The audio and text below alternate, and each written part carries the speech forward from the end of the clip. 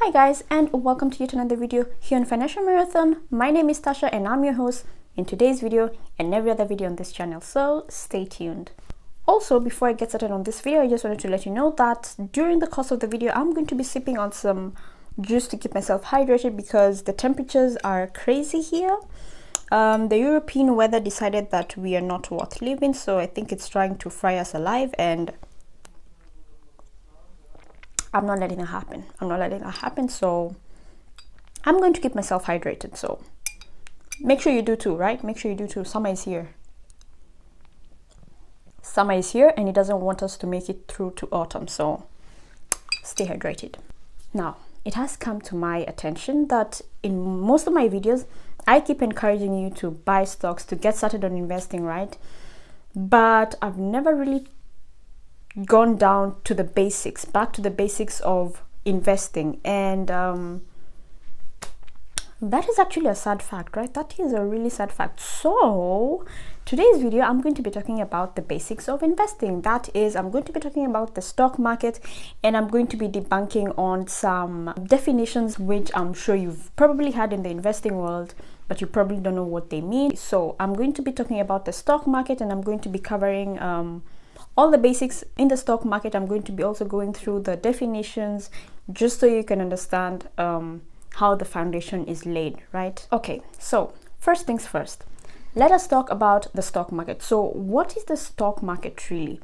Now, I'm going to explain this in a way that I hope you will understand, because this is the simplest way I can put it. This is the way that I first understood it, and I really hope it will make sense to you, because it does make sense to me. Okay, so how I view the stock market is like a shopping mall, right? So when you look at a shopping mall, there are different businesses in the shopping mall, right? There's a business that sells shoes, there's another one that sells clothes, there's another one that sells food, there's another one that sells drinks and all that, right? There may be a gym in there. So you see that in a mall there are different businesses or different shops that offer different products and services. The same thing happens to the stock market, right? So the stock market is also an entity that allows companies to sell their shares to potential shareholders, which is you, right? So in the stock market, you will find companies that are probably in the health sector, in education, in transport, in real estate, and so on and so forth. So depending on where you want to invest or which sector you want to invest in, you can simply go and look for the specific stock, just the same way as when you're in a shopping mall and you'd like to buy a shoe, you go to a shop that sells shoes, right? You wouldn't go looking for a shoe in a food store or a shoe in a gym, for example. It doesn't make sense. Okay, now that we have debunked what the stock market generally is, let's go down to a couple of definitions. For anyone who wants to get in the stock market, you cannot get directly into the stock market. There has to be an intermediate. So between you and your future shares, there is always an intermediate person or a company or a body. Let me just call it an entity. When you want to buy shares of a company, you cannot just buy shares directly, right? There is always an entity between you and the shares that you want to get, right? So this entity is called a brokerage. Now, a brokerage is basically a company that has the right to sell you the shares, right? So this brokerage is a company that actually has the rights to allow the buying and the selling of shares on the platforms, right? So if you would like to buy shares of a company, say you'd like to buy some Microsoft shares, for example, you first have to register with a brokerage, and then from this brokerage, now you can be able to access the Microsoft shares and you can be able to trade them, right? That is another thing you have to know. So if you'd like to get in the stock market, you have to do your research on the brokerages that are around you, or you can also find some online, because there are so many right now online thanks to the digital world. So it really is a matter of research. Just do your due diligence and you're going to find what's right for you. Now I'd say we're 2 doors in, right? We've looked at the stock market, the first door. The second door, we've looked at the brokerage. And now let's go to the third one. Now the third one is, now once you are in the brokerage, right? Once you have registered in the brokerage, now you have access to so many shares, you have access to so many companies, and now the ball is in your court and you can make the decision to buy whichever shares you want. So there's really no restrictions. You can buy as many shares as you want so long as you have the money.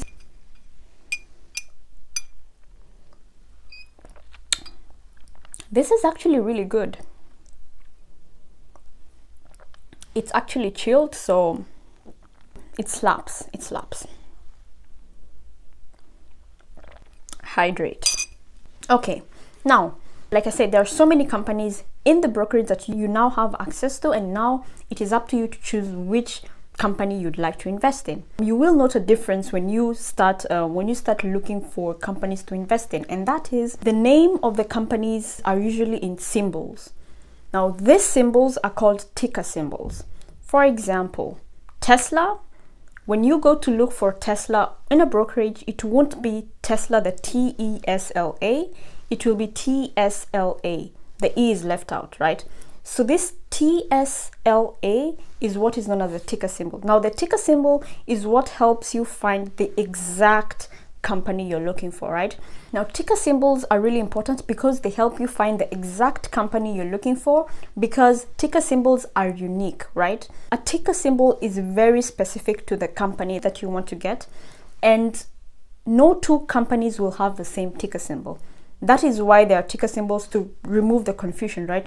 Because you may find that a company's name, like a company in the USA, for example, has the same name with another company in, let's say, Australia, but they are two different companies. They offer different products and services. Now, to remove the confusion when it comes to the stock market, there are these ticker symbols, and each ticker symbol is very specific to the company that it has been assigned to, right? So these ticker symbols are really important to help you identify the exact company that you're looking for. So when you want to buy Microsoft, for example, right, there is a specific ticker symbol for Microsoft. Now, this ticker symbol is specific to Microsoft, and no other company can have the same ticker symbol. And this is actually really helpful because it reduces the confusion when it comes to buying, when it comes to purchasing the stocks that you'd like, and it makes life obviously easier because with the ticker symbol, you just type in a few letters and you get what you want, and you can just click buy and you're good to go. Okay, now we have looked at ticker symbols. That was the third door. Now let's go to the fourth door. Now, once you have found the specific ticker symbol for the company that you'd like to buy shares in, the next thing you're going to do is you're going to click buy, right? Now, when you buy the shares of a company, it becomes your property. You own those shares, right? Now, where do these shares go to? These shares are usually stored in what is called a portfolio. So a portfolio is like a safe. I'd like to call it a safe. Let me just call it a safe. So a portfolio is a safe where all the shares that you own from different companies are stored, right? If you want to know the shares of companies that you own, if you want to know which shares you own, you just go to your portfolio and all the companies that you've bought shares in are going to be listed there, and that makes it easier for you to track what you have and what you don't have, right? So a portfolio is basically your safe for all the shares that you have bought, and it documents it automatically. So you don't really need to do anything. As soon as you click buy on a specific share, it automatically goes to your portfolio. All that is done automatically, so you don't really need to do anything. As soon as you click buy on a share, it automatically goes to your portfolio because now it is your property and it belongs to you because you've already paid for it, right? Now, I talked about buying shares, right? I talked about when you get the specific ticker symbol that you are looking for the company that you'd like to buy shares in, you click buy, right? Now the question remains, how do you exactly buy stocks in a brokerage? How do you buy stocks in the stock market, right? Now, for you to be able to purchase stocks, you need to have money in your portfolio. So that means that you have to transfer money from your bank account to your brokerage account, right? Remember, we said you have to open a brokerage account, and this brokerage account is the one that is going to help you to gain access to shares in the stock market. Now, for you to be able to purchase these stocks that you wanted and put them in your portfolio, for them to go to your portfolio, you have to have money in your brokerage account, right? And the only way you can do this is through a deposit. But when you set up your brokerage account, it has no money in it. And the only way you can get money into your brokerage account is by depositing money from your bank account. And transferring funds from your bank account to the brokerage is very easy. You can use PayPal, because depending on the brokerage that you use, most of them have online services like PayPal, where you can just transfer the money directly and you don't have to even involve your bank. So you can use PayPal, or if you'd like, you can connect your bank directly where you can send money. So there is the option of always depositing money each time you want to buy some stocks, or you can automate the process where you say on a specific date, let's say on the 13th of every month, I want to deposit X amount of money. So X amount of money is going to be removed from your bank and it's going to be sent to your brokerage account. And from there you have the money, and you can use this money later to purchase stocks, right? So you have the option of depositing each time you want to buy the stock, or you can automate the whole process where you just have to input what amount of money you want to be transferred, what time or on what date, and it will do that automatically for you, and your work will just simply be logging into your brokerage account and to buy the stocks that you want. That's it. That's all there is to know about starting the stock market. Like I said, it's really not difficult. The only thing you need to do, oh wait, before I forget, right? For you to open your brokerage account, you of course need to provide a few details and you're good to go. Really not difficult at all. It can actually be done in just a couple of minutes, 10 to 15 minutes max, and you're good to go. Now, I know that all the information that I have currently provided is of help. I'm 100% sure it's of help. And because it is of help, and I've been such a brave girl and hydrated throughout this video, how about you leave a like? I'll wait. Go ahead, like the video.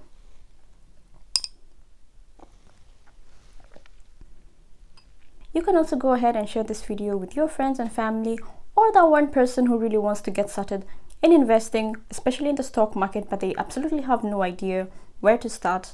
This is the blueprint. Now, since you've liked the video, don't forget to hit the subscribe button, and I'll see you in the next video. Take care.